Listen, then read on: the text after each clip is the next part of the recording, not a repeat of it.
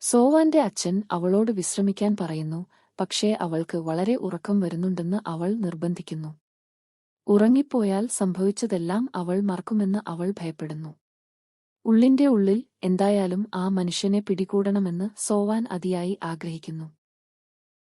എന്നിരുന്നാലും ആളെ അറസ്റ്റ് ചെയ്യാൻ ആവശ്യമായ തെളിവുകൾ തങ്ങളുടെ പക്കലില്ലെന്നും സോവാന്റെ മൊഴി തുടരേണ്ടതുണ്ടെന്നും പോലീസ് ഉദ്യോഗസ്ഥൻ പിതാവിനോട് പറയുന്നു. സോവാന്റെ അച്ഛൻ ഇക്കാര്യം ഭാര്യയോട് പങ്കുവച്ചപ്പോൾ അമ്മ കോപാകുലയായി. ആ ഭയാനകമായ സംഭവം ഓർത്തുകൊണ്ട് മകൾ വീണ്ടും ആ ആഘാതം അനുഭവിക്കാൻ അമ്മ ആഗ്രഹിക്കുന്നില്ല. അവർക്കിടയിൽ ചൂടേറിയ തർക്കം ഉടലെടുക്കുന്നു. മകൾ നേരിട്ട ഭീകരതയെ നേരിടാൻ അവർ രണ്ടുപേരും വൈകാരികമായി തകർന്നിരിക്കുകയാണെന്ന് വ്യക്തമാണ്. അവരുടെ പ്രശ്നങ്ങൾക്കിടയിൽ ഒരു പോലീസ് ഉദ്യോഗസ്ഥൻ സോവാന്റെ പിതാവിനെ സമീപിച്ച് വീട്ടിൽ പോയി സോവാന്റെ എല്ലാ കളിപ്പാട്ടങ്ങളും ശേഖരിച്ച് ആശുപത്രിയിലേക്ക് കൊണ്ടുവരാൻ നിർദ്ദേശിക്കുന്നു. സോവാന്റെ പിതാവ് കാരണം ചോദിച്ചു. സോവാനെ ചികിത്സിക്കുന്ന ഒരു വനിതാ സൈക്യാട്രിസ്റ്റാണ് അത് ആവശ്യപ്പെട്ടതെന്ന് ഓഫീസർ വിശദീകരിക്കുന്നു.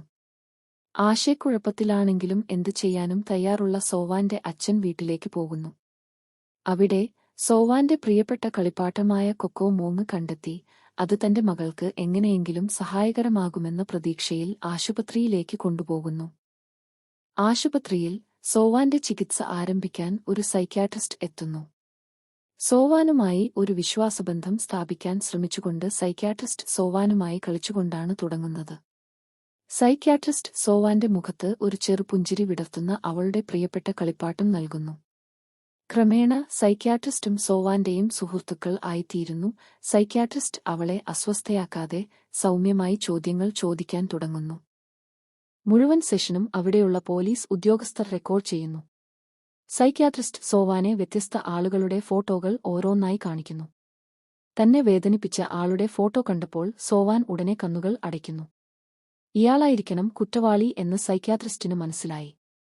സ്ഥിരീകരിക്കാൻ സോവാനെ ചെറിയ ഫോട്ടോകളുടെ ഒരു കൂട്ടം കാണിച്ച് ആ മനുഷ്യനെ തിരിച്ചറിയാൻ ആവശ്യപ്പെടുന്നു. വളരെ പ്രയാസത്തോടെയും വിറയ്ക്കുന്ന കൈകളോടെയും സോവാൻ പതുക്കെ വിരൽ ഉയർത്തി തന്റെ ജീവിതം നശിപ്പിച്ച രാക്ഷസനെ ചൂണ്ടിക്കാണിക്കുന്നു. സോവാന്റെ തിരിച്ചറിയൽ രേഖകൾ ലഭിച്ചതോടെ ഉത്തരവാദിയായ ആ മനുഷ്യനെ അറസ്റ്റ് ചെയ്യാൻ പോലീസിന് ഒടുവിൽ മതിയായ തെളിവുകൾ ലഭിച്ചു. പോകുന്നതിനു മുമ്പ് സൈക്യാട്രിസ്റ്റ് സോവാന്റെ അച്ഛനുമായി സംസാരിക്കുന്നു. സോവാനിന് ശാരീരികമായും മാനസികമായും സുഖം പ്രാപിക്കാൻ സമയവും പിന്തുണയും ആവശ്യമാണെന്നും കുടുംബത്തിന്റെ പങ്കാളിത്തമില്ലാതെ അവളുടെ സുഖം പ്രാപിക്കൽ സാധ്യമല്ലെന്നും അവർ വിശദീകരിക്കുന്നു. സൈക്യാട്രിസ്റ്റ് തന്റെ കാർഡ് അച്ഛൻ കൊടുത്തു. സഹായത്തിനായി എപ്പോൾ വേണമെങ്കിലും എന്നെ ബന്ധപ്പെടാമെന്ന് സൈക്യാട്രിസ്റ്റ് അച്ഛൻ ഉറപ്പു നൽകുന്നു. എന്നിരുന്നാലും